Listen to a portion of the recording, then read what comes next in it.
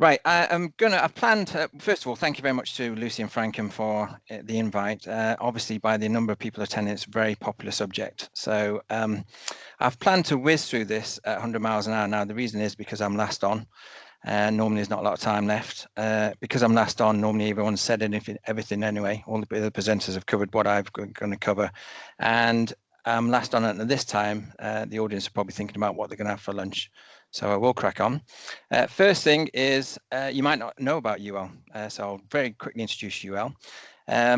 We've been around for a long time, over 125 years, and we've had exactly the same ethos and the same mission since the start, which is working for a safer world. How do we do that? Well, we look after people, products, and places. So we're protecting those. Our core business is TIC, which is testing, inspection, and certification, and normally around the built environment. That's our specialism, but we do diverge into everything from pharmaceuticals to energy production, to car parts, to electrical equipment. Anything that's got a safety element towards it, we tend to certificate and test and inspect. We've got 11,500 employees. So we started in the States, and we're in 40 countries now. So 40 different countries, and we've got customers in 104 out of 195 recognized countries. So we've got over half the world as we service. What I'd like to do is just remind people why we're going through this process, and it's not a new thing that we're going through. To be honest, there's a lot of history of reactive change. So something happens, and then we decide that shouldn't happen again, and we move on. So I'll just cover a few of those. First of all, the top story club in Bolton, 19 people died in a bar fire. It was literally the top story, and beneath it was other businesses. There was a fire, people couldn't get out. So the Licensing Act was rushed in 1961, and that was to protect the people going to those bars. Bradford City, well, we'll probably all remember this one if you're old enough. 56 people died. The Popperwell report came in, a bit like the Hackett Review, and said this can't happen again. Why did it happen? And then the Fire Safety and Safety at Places of Sport Act came in 1987. That was again to protect the people that were going to watch sport. This one, Rose Park Care Home fire, 14 people died in this fire in Scotland. Not quite the same reaction you would expect from a disaster of this magnitude. The Scottish Fire Service, they do an annual inspection now. They didn't before. The BS 5839 was changed, a fire alarm standard. There was an issue with that related to that in the incident. And then the Scottish building standards were amended. So there's mandatory sprinklers in all care facilities now. So if you're building a new care facility in Scotland, you have to sprinkle it. That didn't spread from Scotland. It was regionalised, and it didn't go into the rest of the UK. And I'm glad this quote hasn't come up already, but I think it's really important to understand why we're doing it. We're doing it to protect the residents at the heart of this new regulatory system. And it's been mentioned before, but we're actually there to do a job to make sure it doesn't happen again. And I think that's really key to keep in mind as we go through this process. So we've covered new builds, and we've got to the golden thread of information. So those steps and stages that have been put in place for new builds should deliver safe buildings. We're pretty confident on that, I think. There's lots of regulations. It shouldn't get past a gateway, so new buildings shouldn't be occupied unless it go through those gateways. So it's much more rigorous. The golden thread of information, that comes through again. So we've got this mapped out in front of us. We've got design, build, that's where all the information for new builds come. And then we've got our operation or the occupation of the building. A lot of information. There's a lot of refurbs going on. There's a lot of information going on in service and maintenance. So all that information there is gathered at this stage, the occupation stage. Lucy mentioned, I think, and other people mentioned, very often if you've got an established building, that information is missing. There's gaps in the information. So what I'm going to look at is pretty much the existing buildings. What's going to happen in terms of the existing buildings? And again, all that has been covered already. The golden thread re-emerges there of information. And what that's doing, the safety case, resident engagement, building safety manager, mandatory reporting, and emergency plans, which have got to be put in place as well, is essentially, it's an enhanced management system. So it's mandated. That's a system that you will have to conform to. That's what you'll have to deliver for your residents. So when we've got an enhanced management system, there's a decision to make, isn't there? We've got this enhanced management system that's going on for occupied buildings. Where is my enhanced management system going to apply? There's a bit of a moral dilemma, I think, on this one, because as a housing provider, you've got a big portfolio with really lots of different ranges, from one up, one down, converted terrace house to multi-story occupancy, multi-story buildings. So this one's not in scope at the moment, but if someone then put a penthouse on top, and there's a lot of that going on, where we're raising buildings height, that now is in scope. So not in scope, in scope. So we've got a higher risk and a higher standard of management. Simple as that. But that gives us a two-tier system, and I don't envy anyone who's got to be in this decision. What about our other residents in other buildings? Are we going to actually enforce? Are we going to adopt that? Well, if we adopt it, there's massive costs. Is it fair on the residents or in other different types of buildings? So housing have got a real tough dilemma. And if you operate in two systems, is that feasible to operate two systems? I'm going to make sure that people consider this by giving you a real example. This is a Beechmere retirement home in Crewe. It's not care facility, extra care or anything like that. It's just a retirement home, over 55s. I'm nearly one of them myself. So over 55s can go in there. Obviously, there are increased needs in there because it's an aging population. But this wouldn't come under the safety regulations for occupied buildings. It's not tall enough. There was a fire started in 2019, started in the roof area, we believe, and 150 residents were evacuated. So the fire is spreading quite significantly there. They only just got evacuated. There's a story of a local resident that went in and dragged out two people, one under each arm, and carried them physically out of the building. They only just made it out. And that's the devastation that's been left. And again, this wouldn't have an enhanced management system. You can see that 150 people have lost their homes, they've lost their possessions. So management decision number 2, how are we going to assure conformity of our enhanced management system? So you've been prescribed an enhanced management system. How are you going to conform to that enhanced management system? Well, the first stage is you've got to convince the regulator, and I've called it the revolving gateway number 4. So we haven't got a gateway number 4, but this is it. To get your building occupied, to maintain its occupancy, you've got to get it through this process. That might mean you submit something in a digital format. So this is key. You're going to have to collate all your evidence for that building, and you're going to have to present it to the regulator. Peter has just been appointed there. And they're going to look at it and say, oh, we don't like this, we do like this, that's not tight enough, you need to improve that, we're not convinced with your safety case. So it's going to go back and to between you and the regulator unless you get this right in first instance. All that's going to be pretty much mandated, but there'll be some guidance to help you out, as has been alluded to in the previous presentations. There's lots of guidance in terms of resident engagement, etc. Building safety manager, the requirements for the building safety manager. So you will be issued with a building assurance certificate, and you'll take that and you'll pop it in your foyer of the building concern. It's a bit like an MOT, or it's almost like a promise to the building safety regulator that you are going to manage this properly, and you get a certificate to say, you are going to manage this. So it's that day, that specific instance, you've satisfied certain requirements, and therefore you can carry on with your occupation of the building. But it doesn't really account for how it's going to be managed on a day-to-day basis, and this is from the Rose Park care home we looked at earlier, and it says the management of fire safety at Rose Park was systematically and seriously defective. The deficiencies in management of the fire safety at Rose Park contributed to the deaths. So it's the poor management that actually contributed to the deaths, and underpinning all those disasters I showed you right at the beginning is that there are elements of poor management in there. So it's all very well saying what we are going to do, but how you deliver that and how you go about it. So what are you doing day to day, week to week, month to month, year to year? How are you managing safety within that? So you need good governance and management of the safety. So how can you confirm you conform to this enhanced management system? Well, conformity assessment is a demonstration that what is being supplied actually meets the requirements specified or claimed. Conformity assessment can be applied to a product, a process, a management system, a body, or a person. So how do we conform? How do we confirm that we are conforming to something? Well, there's several different ways. First party is we operate to the industry best practice.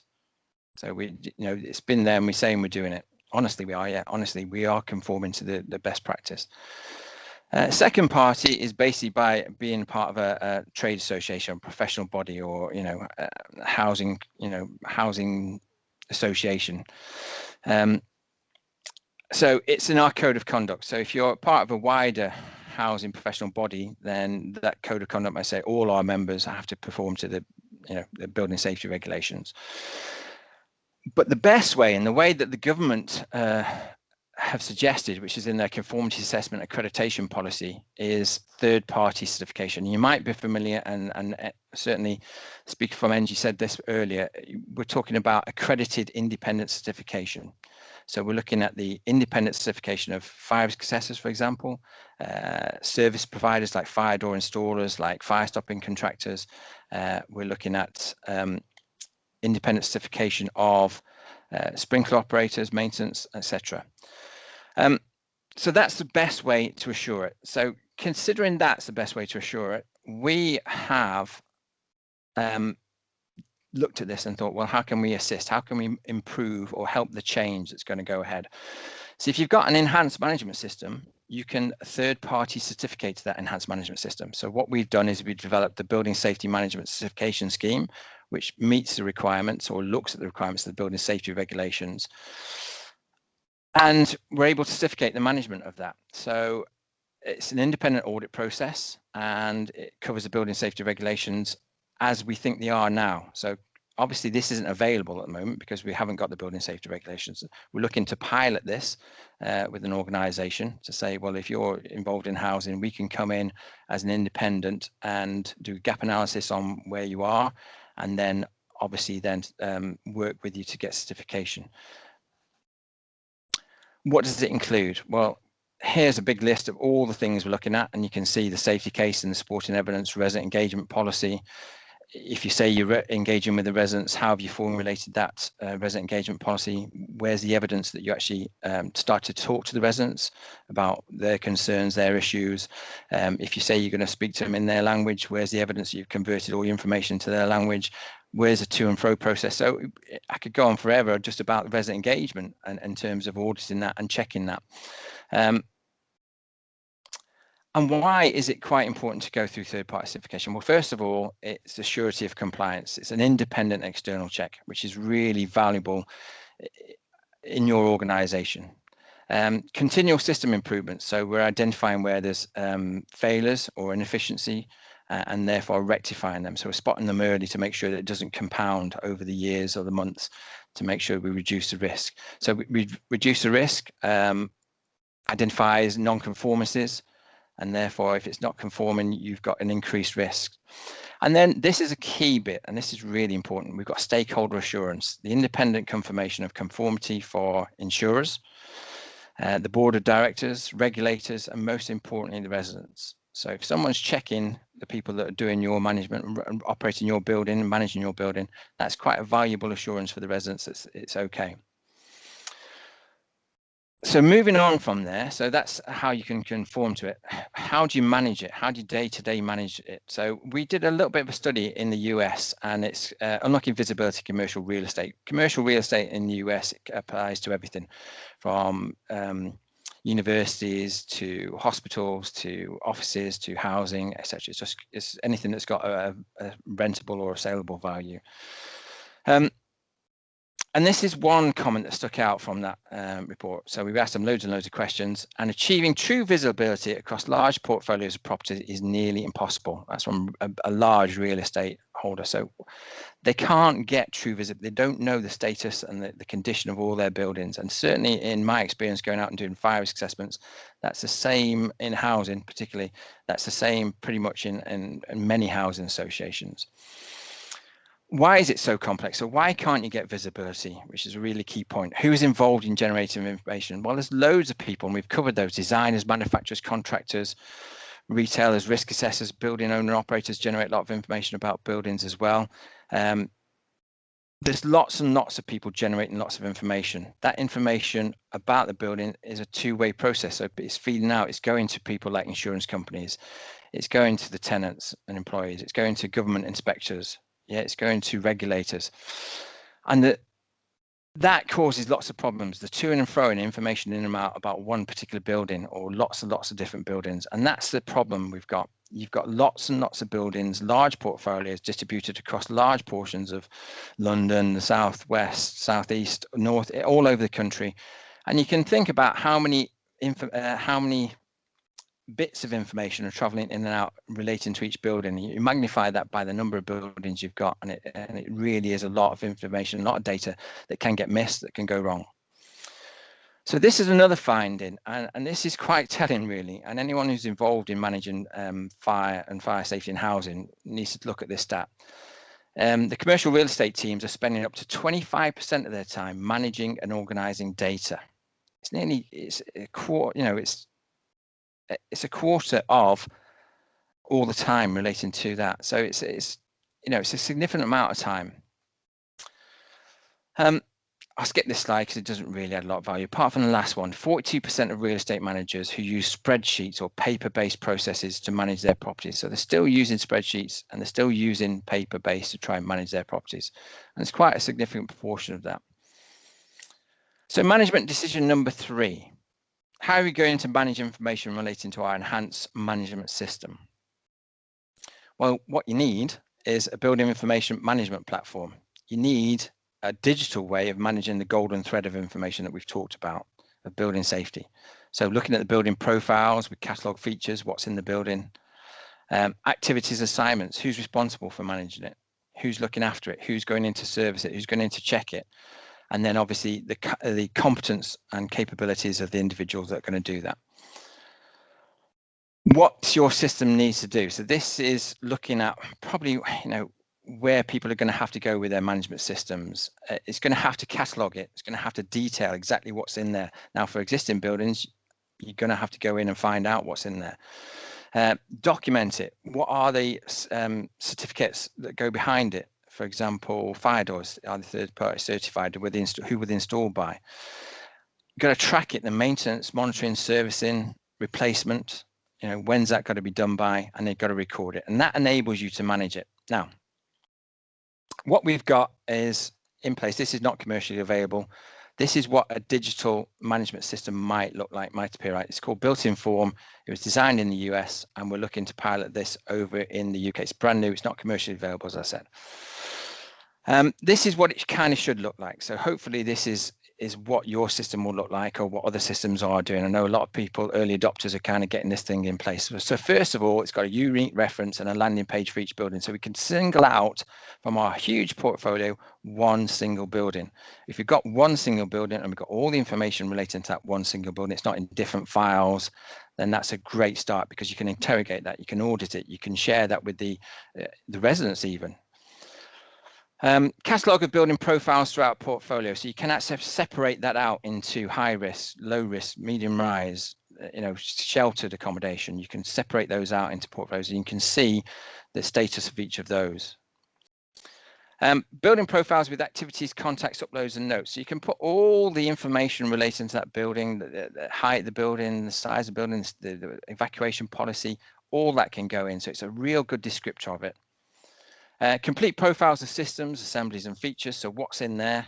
It even links to the the certification on other websites. So you can say, right, I need to replace my fire doors. What do I need to replace it with? And it'll take you directly to that site. And obviously a RAG rating. So we can actually see what's in a building. The fire alarm in this instance is green. So we know it's been serviced. We know it's up to date. We know there's no faults on it. So that's really important. So we can actually add visibility of that. And then activity records, history details. So almost a documentary series of, so everything, the regulation 38 information can go in there, but also anything else that's been done can catalog and build a history for that individual building. So when we transfer that building to someone else, or someone else takes us over, all that information is there. Risk assessors can access this as well.